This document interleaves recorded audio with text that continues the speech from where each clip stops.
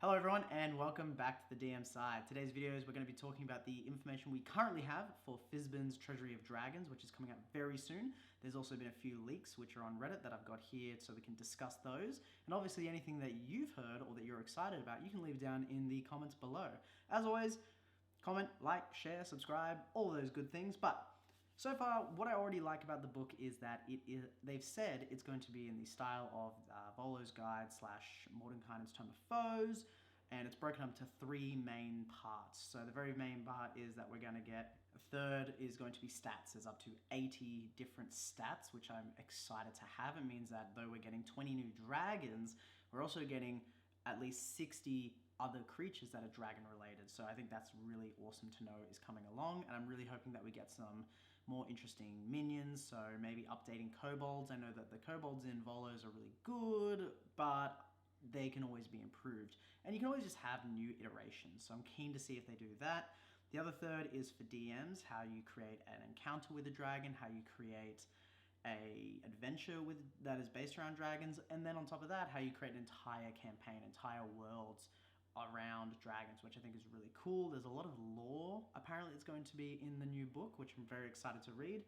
And then there is the other third, which is the player options. So your subclasses, your racial backgrounds. You've got options for how to tie dragons into your background, even if you aren't a dragonborn or have dragon magic like the draconic sorcerer. A way to actually just kind of bring dragons into your backstory, regardless of race and class, which I think is going to be really, really cool. So far what we've got is that going from chapter one is the options for the players. So this is where you're going to get, we already kind of saw them in the Unearthed Arcana, where you got the new Dragonborn backgrounds. So you've got your metallic, your gem, and your chromatic backgrounds for your Dragonborns. We know that there are already your two subclasses, which is the Drakeward Ranger, and then you've also got your Way of the Ascended Monk, which is going to be really cool to have them finalized, and then obviously going up on D&D Beyond ever since they took down the Unearthed Arcana stuff, which is a bit of a shame, but we know it's coming anyway. And then on top of that, there are feats. I think they said there are about 3 different feats that are tied to the 3 different types of dragons that they're really pushing in this book. So already going off from the start, I really like that they're bringing this in. I really would love to have, and I don't think they'll happen, but I'd love to have a little bit more history on Dragonborns in general, because I think it's an untapped race that we don't know a lot about. However, there is quite a history behind how they came to Toril and the transition from 4th edition into 5th edition. So it would be really cool to have just more concrete written information, even if it is just based around these 3 new Dragonborn options. I don't think we'll get it, but I always love a little bit of extra lore, so that would be nice. Chapter 2, this is where your magic items are, which I'm already very excited about. Usually they're towards the end of the book, so it's nice to know that they're early on. Chapter 2 is where you get your, first of all, they said famous dragon spells. So I'm really interested to see which dragons through history are given a spell based, and then obviously their name is attached to it. So obviously there are plenty of spells out there that are actually named after historical characters throughout all of the editions, and my favorite one is Bigby's Hand, and just the history of how Bigby's Hand even came into existence is one of my favorite stories. Now, on top of that, we get magic items. I'm very excited. Obviously, new dragon-related magic items that are part of a dragon's hoard, and I'm hoping there's a table in there that's going to dictate how to divvy out hoards and magic items and just gold and things like that based on the level of dragon. I'll be a little disappointed if they just reference the magic item tables or the rewards table in the DMG. I feel like an updated version of that would be good, even if it was just here, roll on this table for some specific stuff and then do a general roll from the DMG tables. I wouldn't really mind, but it would always be good to have something a little bit more. One thing that I thought was amazing that they said with the magic items in the Horde is that there are going to be, I guess you might call them artifacts, but at the same time, not really, because it depends on how long they've been in the Horde for. So they reference this idea of magic items gaining more power the longer they're in a Horde. So you may find a magic item when you defeat a young red dragon, and it's going to be a great item. Maybe it's a dragon slaying sword, maybe it's wand of magic missiles, I don't know. However, should you find an ancient red dragon and you're at the level to battle such a creature, or even to try and steal from it, apparently they're talking about how magic items can change and develop. Being surrounded by such a strong magical essence, how can they essentially level up? And I think that is a really cool idea. What I would love to see is, even though they're tying it to the dragon's hoard, so that's how it changes and becomes more powerful, I'd really love to see if the change and the growth in the actual magical item can continue should you retrieve it earlier in the horde phase.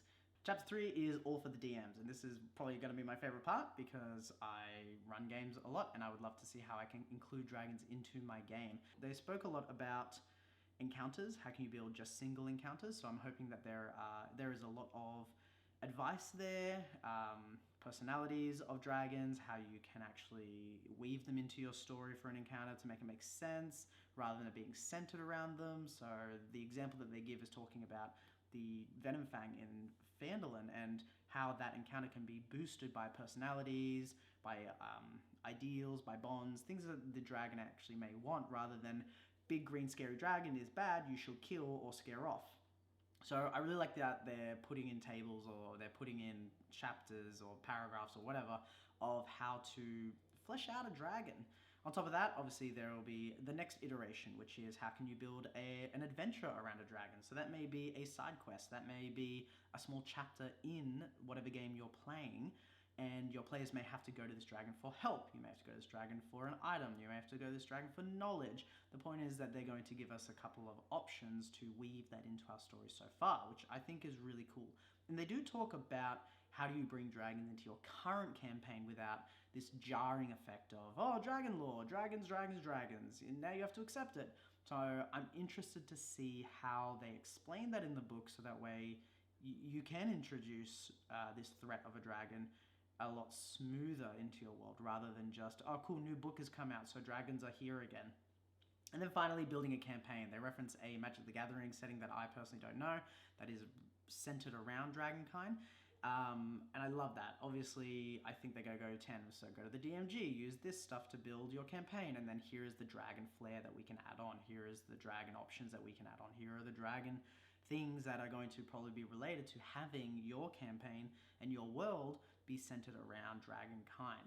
What I really loved about it, however, is we're going to get, and I'm assuming we're going to because it was said in the live stream, that we're going to get this solid new 5th edition lore on Tiamat and Bahamut and how they came together to create what is known as the First World.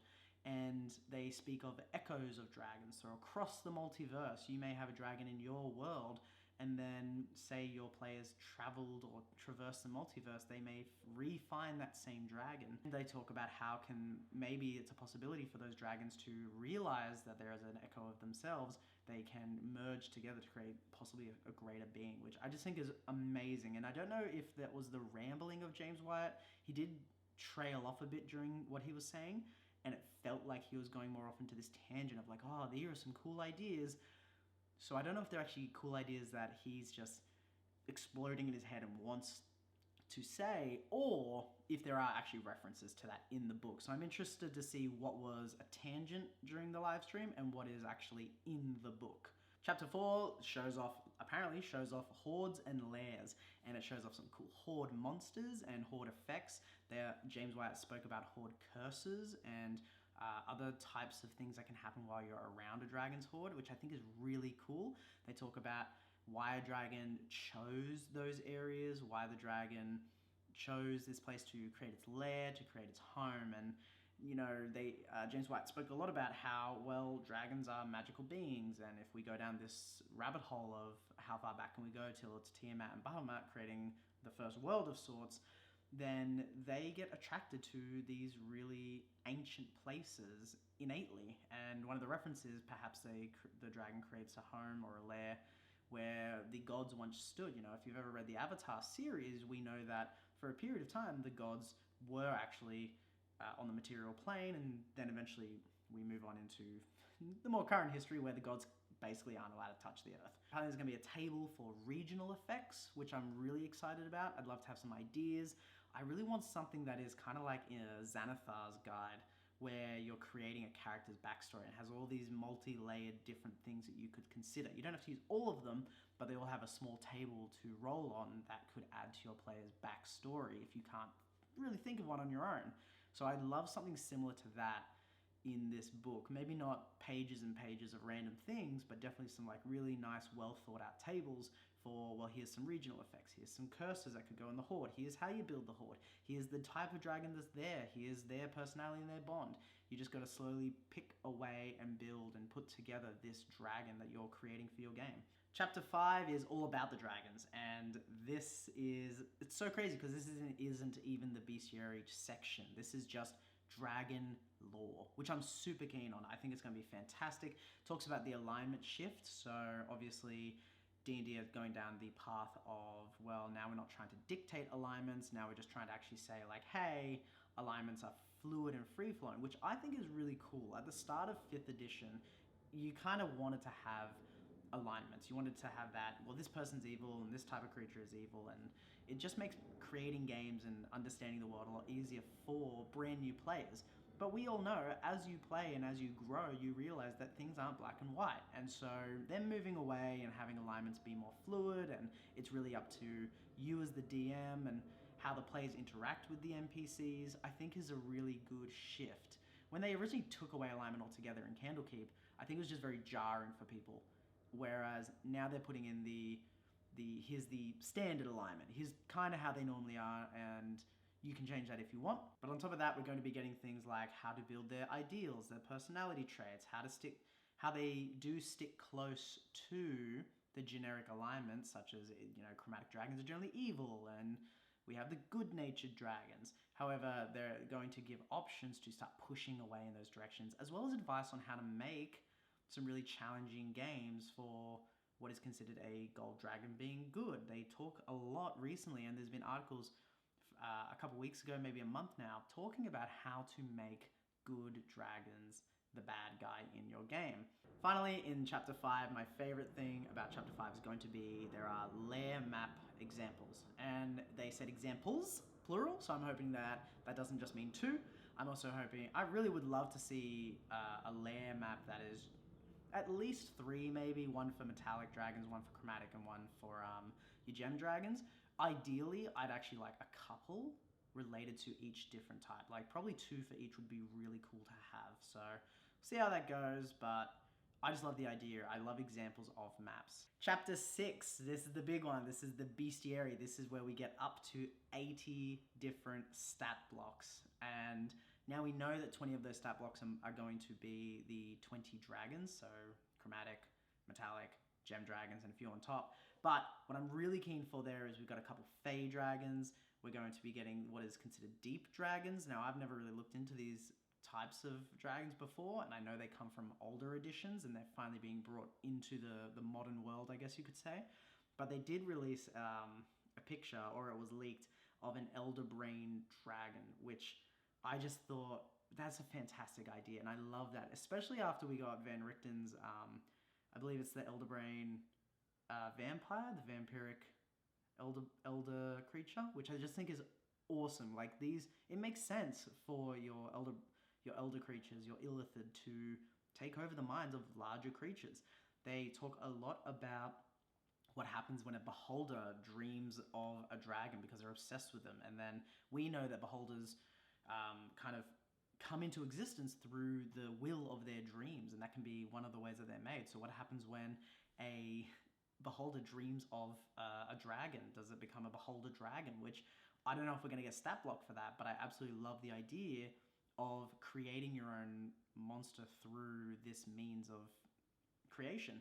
I also really love they talk about dragon eggs. How do dragons produce eggs? One of the examples is, you know, you set up a place in your world where there's a grand tree and dragon eggs actually grow on the tree, and the dragons go and have to do a pilgrimage there to claim one. I never even considered that. In my mind, it was just, well, eventually they kind of get together. So it's really cool to remember that because they're so magical and there's such a high fantasy thing, you in your campaign really can create whatever you want. They talk about kobolds, they talk about things like horde creatures that live in the horde. There's things like talking about your human servants, so not just the cult of dragon, but others that follow dragonkind. Obviously, we got your dragonborns, but they talk about dragonborn champions. So I feel like we're going to get a bit of dragonborn lore there because we're going to have champions. There's got to be some kind of explanation, right? And then my favorite thing, which I'm really, really excited about, obviously we have Tiamat. We have the Tiamat stat block in Rise of Tiamat, but we're going to get what they say is aspects of Tiamat and Bahamut. So I don't know what to extend that means. I would love it if there was this example of 3 stat blocks where you have like an avatar form of them walking along among the material plane and they're in a weakened state. Then you've got this mid-level power level where they're gaining power back and this is like their second form. And then you have a 3rd form or the final, this is my final form, where it is them in their god form, as gods essentially, such as Tiamat returning to the material plane and Bahamut coming down, and then you could have this epic fight. Or maybe you go to wherever the plane of dragons is, wherever Bahamut's plane of existence is as a god. I just think having these stat blocks, it's interesting because it puts a ceiling on them.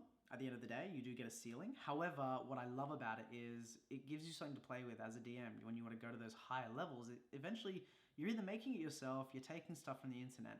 It's just nice to have an official release, and then we can change it up how we want. And speaking of changing it up, before I forget, I'm obsessed with the fact that they're bringing in the mythic forms that they had for Theros. I think that's a great idea. It makes sense. There's a bit of power creep that needs to come into this game eventually. And by giving these ancient dragons, I think they're calling them greater wormlings, where now they have even more effects, even more power. So I'm really hoping there's a guide to building your own as well. And on top of that, even though we can have really strong monsters, and maybe that's them accounting for the fact that you want to play to level 20 and you want to have big things to fight, one thing I desperately want, and I think we'll get it because they do reference talking about having dragons that range from your challenge rating of 1 right up to 30. So I'm assuming that 30 is going to be your Tiamat, Bahamut, your ancient greater wormlings.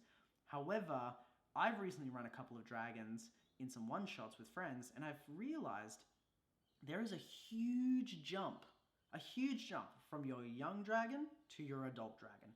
I really would love a young adult dragon stat block, like an official stat block, because basically if you're running level 5, 4 level 5 characters really can take out a young dragon, but will get stomped by an adult dragon. A nice answer would be, can we have a young adult dragon, an adolescence dragon? That would be really helpful. They do talk about like how would new DMs use this? And my takeaway is this book isn't really for new DMs, purely from a sense of I wouldn't use this to create my own world if I was a new DM. What I would do with this though is I would totally use it to inspire my plans. And finally, Fizban appears in the book a bunch of times and they challenge you to find the 7th canary because obviously there's 6 chapters and he has 7 canaries.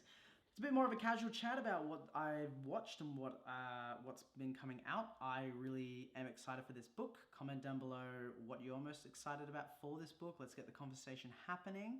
And once this book finally releases, I'm going to do a nice read through, and then we'll do a video of like, well, what do I actually think of it now that it's out? That's the end of the video. See you in the next one. Comment below any of your thoughts. Have a great day.